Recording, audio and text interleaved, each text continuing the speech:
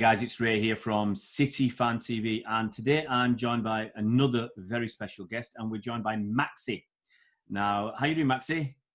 I'm doing very well, thank you. How are you? I'm very good, very good. It's Friday, almost the weekend, so it's always going to be good when we roll up to the weekend. And now, the reason Maxi is joining me today, now Maxi's a journalist. He runs the Football Elements website. And Maxi's from Italy. I think he was born in Italy, but he's living in Sweden now. Very much a European, all over the place. And he knows a lot about, obviously, I believe you're a Milan fan, a lot about Italian football, Serie A, as well as Swedish football, because he's in Sweden, as well as French football. So it sounds like you spent all your time watching and talking about football, Maxi. Yeah, it's my life. I'm a bona fide football nerd. That's good. That's good to hear. The more we have of them, the better. So we're going to talk about a player you know from your club today, and it's Ismael Bennacer. So what I'm going to do to start with is just give some brief background on this kid, and then I'll ask Maxi some questions. So first of all, Ismael Bennacer, he's an Algerian. That's his background. He's 22 years old, only 22 years old. He's a box-to-box. He's been described as a box-to-box destroyer. I normally say box-to-box midfielder, but he's a box-to-box destroyer. And I've seen some articles. Actually, there's lots of tactical articles out there if you want to go and have a look. I saw one last year, and it described him as a champion in the near future. Now, his background is he's came from Arles, if I remember correctly. That's south of France, between Montpellier and Marseille. Hotbeds. I mean, Marseille, definitely a hotbed of football. Montpellier used to have a good team. But he went from Arles to Arsenal back in 2015. So he's only a kid then. He's about 15, 16 years old. And he had a couple of years at Arsenal. Didn't play many times, I think some cup games. He moved to Tours in France on loan in 2017, had a season there. And then Arsenal sold him to Empoli for about €1 million in 2017. He had 2 seasons at Empoli. Second season, they got relegated, but he played quite well. In fact, pretty well that season. And Milan took the plunge. They bought him for €16 million in 2019. He's only had a season with Milan. But in that season, he's really blossomed. He's come to the fore. And, his price has probably tripled his value. There's talk of a release clause in 2021 of about €50 million. I think Arsenal will get some small cuts on the sell-on of about €5 million from that, about 10% of the fee. What he's done recently, and if I have a lot of Algerian fans watching this, they'll know him because he was a player of the tournament in the Africa Cup of Nations last season. And it's been reported that Pep has made contact with the player. I don't know what contact means, but it sounds like he's had a chat with him. You have to step back a little bit because Pep talks about a lot of players and he praises a lot of people. But Bennacer is someone I looked at, and I said, if there's two midfielders I looked at, especially this summer, was Bennacer and Houssem Aouar. And I went for Bennacer as an addition if we were only going to get one midfielder, because I liked his box-to-box style. It reminds me of other players. He's not got the same stature of Yaya Toure, but he's got that box-to-boxness, and he's got some elements that I see in David Silva, the way he gets the ball, controls the ball, dribbles, and holds that ball, and helps to set the tempo. So that's my background. That's what I've been watching. That's what pretty much know about him. So I'll start off, Maxi. He's had a pretty good season with Milan. That's why his value's he's trebled. So can you describe his last season with Milan? Yeah. So it started off not bad, but he didn't show his best qualities at first. He took a lot of unnecessary yellow cards. He lacked the discipline, and he made some very simple mistakes. Some even led to goals. But then I would say around when Stefano Pioli came in as new head coach, he turned that around and became a key player for Milan this season. So he's basically the first phase in the build up, because he works very hard to regain possession, and he usually succeeds. So then he, from the base of midfield, he starts attacks. And yeah, so let's say mediocre start to the season, but then he blossomed into it and showed what he showed he could do at Empoli last season. Yeah. Because I would say at Empoli last season, it was him and Ciccio Caputo who were the stars. Yeah. You've described him as the base of the midfield, but is he versatile? I mean, I was of the understanding that he can play in different positions. He can play either supporting a defensive midfielder or supporting a playmaker, but he can play various positions in midfield. Yeah, you're correct. I would say at Empoli last season, he was more of a box-to-box, but at the start of this season with Milan, he started off as more of a defensive playmaker because we played a 4-3-3, and he was the lowest of the midfielders, if you say it like that. But then when Pioli came in, he switched it up and changed to a 4-2-3-1, and Bennacer played the pivot with the Franchesie.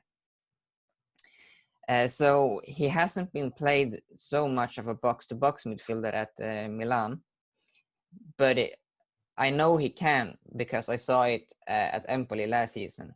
So it's just that the Milan managers this season has opted for a more defensive role for him. Yeah.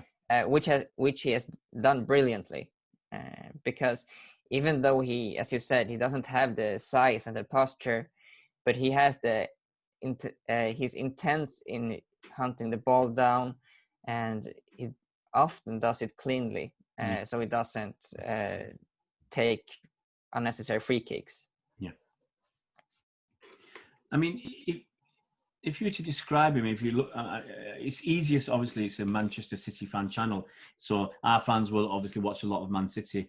If you could compare him to any City players that we've got in our midfield, who would you say is the best current comparison? He's left now, but I would definitely have said David Silva. Yeah. Because, he has the creativity, and he's brilliant at finding passes and spaces, but he also takes on a lot of defensive responsibility.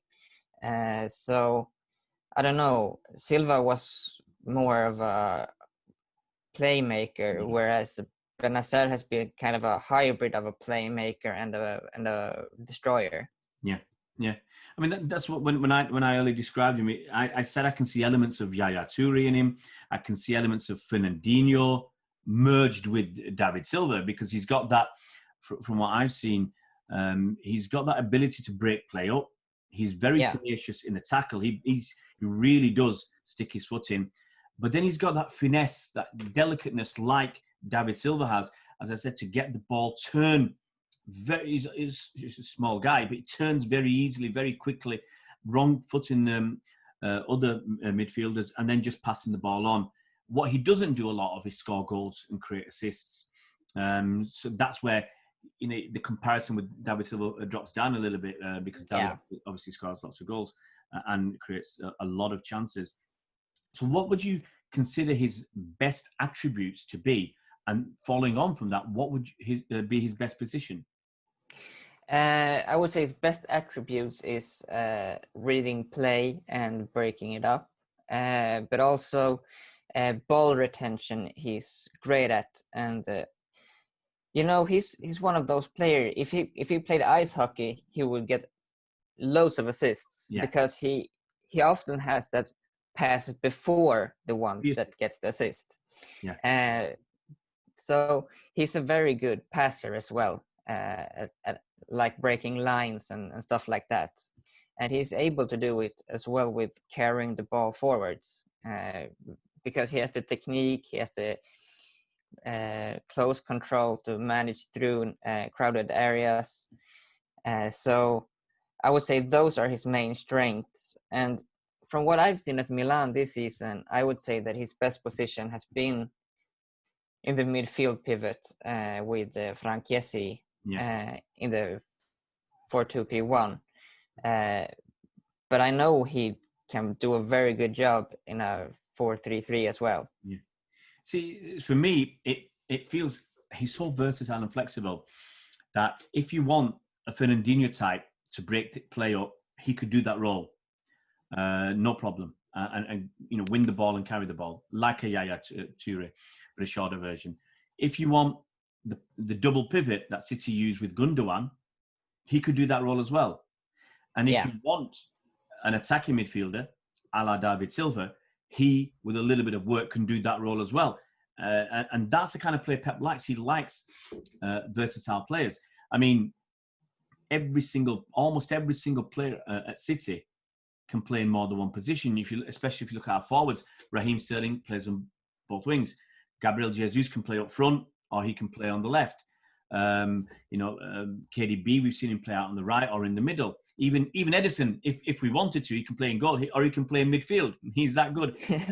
But everybody can. Laporte can play left back. He has played left back. Walker can play centre back or right back. We've done all this mixing around. So I'm more and more excited about Ismael Bennacer. Now, obviously, Milan don't want to sell him. Not for a giveaway price. I mean, there's talk of the release clause, as I said, in 2021 of 50 million euros. And Bennacer himself has not obviously courted a move. He's not said anything about that. I mean, you can't be disrespectful like that, even if you are interested. Now, the issue, a couple of things. I mean, he's only 22. Milan are in the Europa League, which is decent enough. But trying to throw everything together, if the right bid came in from the right club, would Milan be interested? Would Bennacer be interested? To be playing in the Champions League. I mean, I think there are a few clubs out there that, if they came knocking with the right bid, I would expect Bennacer to be interested in people like PSG or City or the two Spanish giants, maybe even Bayern Munich, just as an example. So, could you see him moving on this summer, or are Milan just going to keep him? As you say, if City or PSG or a big club like that came knocking for him, I don't think that he would say like, "Nah, I'm good. I'm gonna stay a while longer." But I also think that whichever club is pursuing him has to pay up, because Milan finally has some. They're going long term instead of just sacking the manager at the end of the season and starting over. So they're finally getting that continuity, and I think that Bennacer is a vital part of going forward. So if a club wants him this summer, they will have to pay, I would say, somewhere around 40 to 50 million euros. That's just my guess. I was going to say, my feeling is because his release clause is next summer at 50 million, and hasn't he just signed a new contract or recently? We signed him last summer, and I don't think that he has extended his contract since, to my awareness. I kind of missed it. I don't know, but he, Milan can't offer the same salaries, for example, as City or PSG or whichever big club. They have a very tight structure now, so he hasn't one of the best salaries in the squad. He has I think even below mediocre. So pursuing him personally, I don't think is a big problem. Pursuing Milan is the big problem. Yeah, I mean, I talked to him recently about Deo Upamecano at RB Leipzig, and he extended his contract by 1 year. And what they did was they put a release clause of 45 million euros for next summer, I think, for him. I guess the idea was if anybody wanted him this summer, they would have to pay in excess of the release clause. And I would expect Milan to do the same. I wouldn't, if they're going to put a release clause in for next summer, I would expect them to say, we want more than that now. If you want him, that's just my feeling. And if you got a release clause of 50 million, why would you sell him for 40? For next summer, why would you sell him for 40 million? Now I'd want more, and part of it is to let the guy know that if it's met next season, I mean, and as I said, part of it is to let to try and keep Bennacer for one more season by saying, look, the release clause is there, we want you to stay, but if someone pays that and we think that's reasonable next summer, you can go then. So I just think it's a combination of trying to keep the kid for one more season before the inevitable happens, because if he has another good season, everybody's going to be banging on Milan's door. But also to make sure that anybody wants him now has to pay the big bucks. So I'm just thinking, if he does come to City, where do you think he would fit in? If he came to City? I think that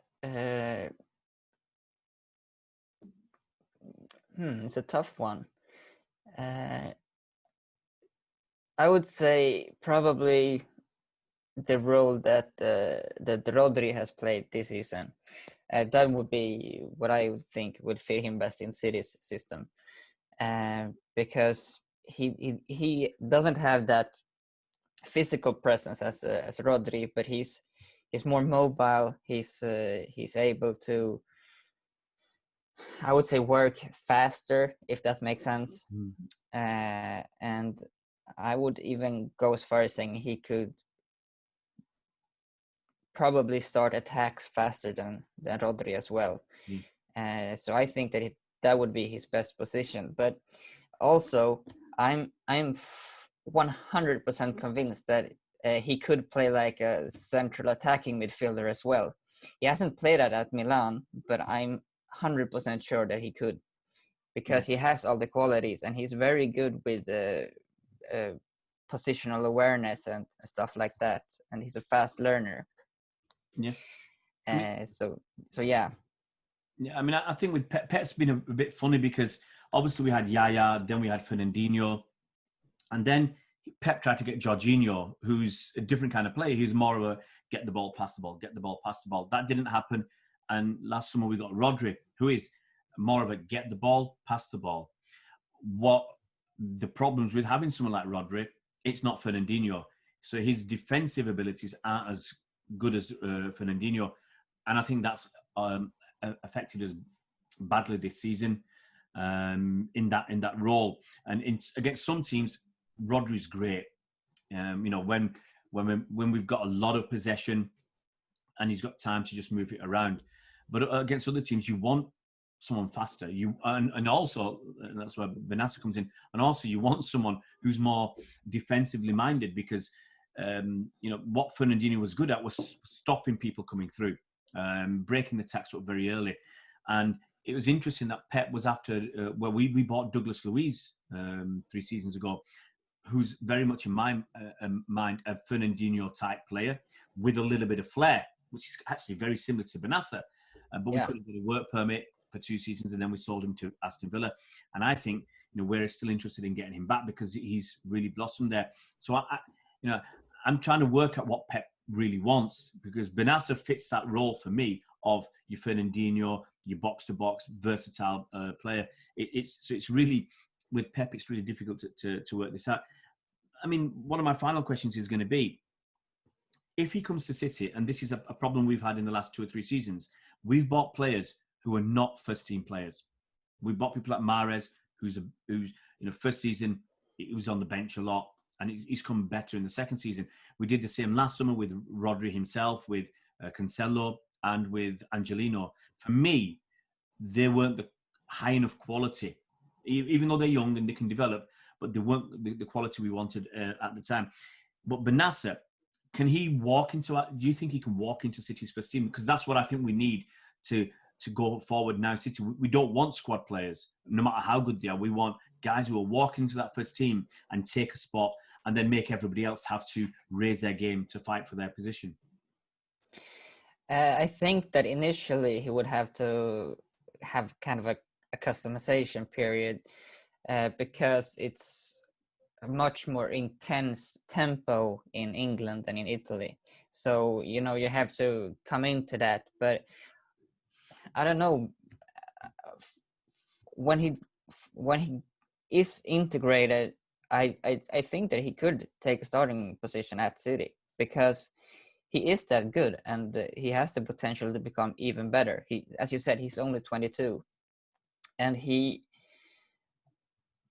can provide defensive stability and help out offensively. And I personally, I thought, as you said, that missing Fernandinho in that role this season harmed City very much, because he was that defensive anchor who provided he shielded the defense, and he took the necessary fouls when needed, and all these things like that. And City lacked that this season, and Bennacer could provide that definitely more than Rodri can, and he can help out in the way Rodri does offensively.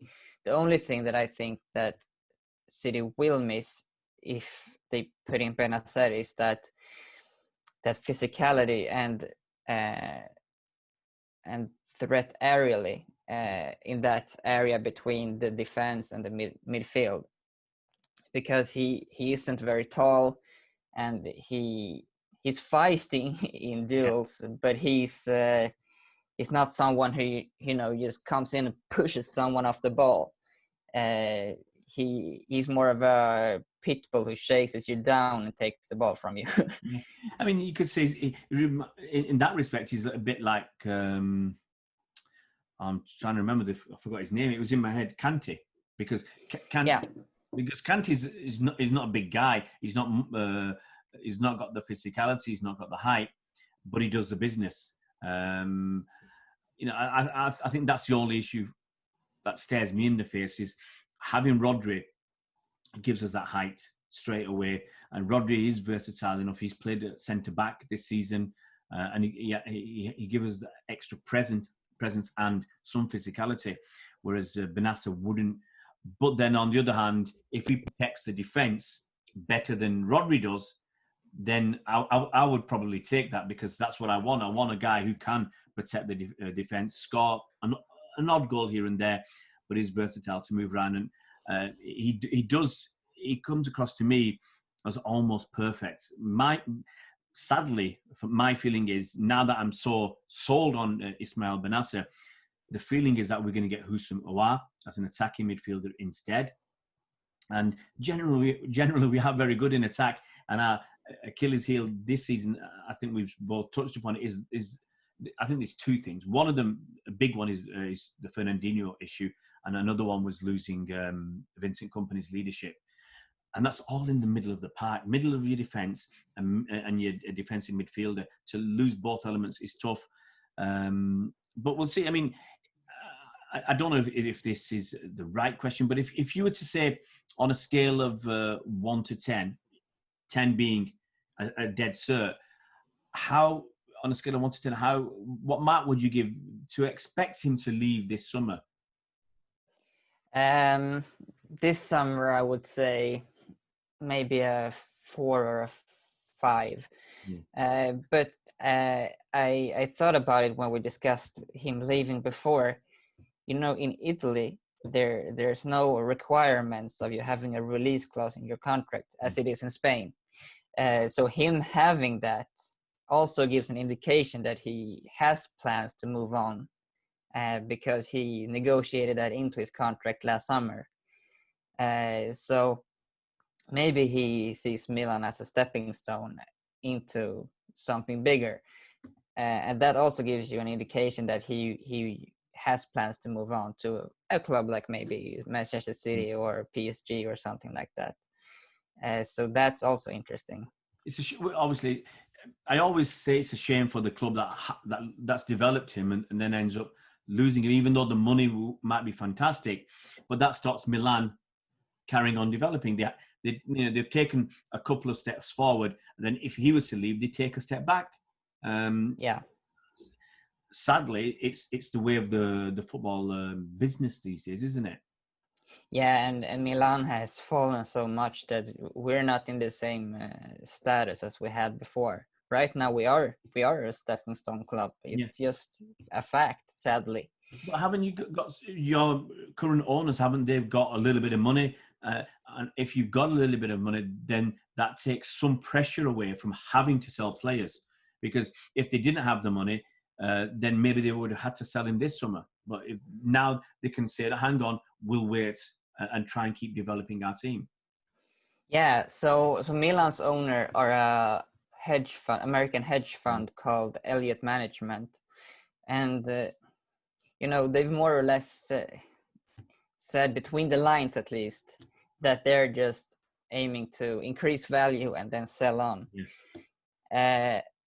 But as you say, they have a boatload of money right now, and during this corona crisis, they've actually increased their capital because they're a vulture fund who thrives in situations like this. So Milan hasn't been as affected as many other clubs by the empty stadiums and corona and stuff like that, because they have that financial backing. So I don't think we are in the same situation now as with our previous owners as, yeah, this is a great bid, we must sell. Now it's more like, yeah, we have money, but it has to be on our terms. So it's a big change, I guess, from having Silvio Berlusconi Yeah. in charge. Yeah, when we sold Zlatan and Thiago Silva in 2011, he basically took all of that money into his presidential campaign and left Milan with signing free agents. It's really sad when that happens to clubs. Yeah, it really is sad. I'm going to say a massive thanks to Maxi for providing an insight into Ismael Bennacer and what the guy's about and what his future could hold. So I've got to say a big thank you to you, Maxi. Do I say it in Italian? Do I say grazie in Italian? Pregio. Do I say it in Swedish? Do I say tack? Whatever you like. Pregio. Welcome. Maxi, and hopefully we'll be seeing more of Maxi when we talk about other Italian players playing in Italy, maybe like Koulibaly, Lautaro Martinez, who excites me. I think he excites Barcelona as well, which is the problem at the moment, and some other French players like Houssem and maybe one or two others. But it's been a fabulous chat with you, Maxi, and I'm very appreciative of the time you spent with us today. Yeah, it was great fun. It was my pleasure to be on. Fantastic. Thank you so much. Thank you.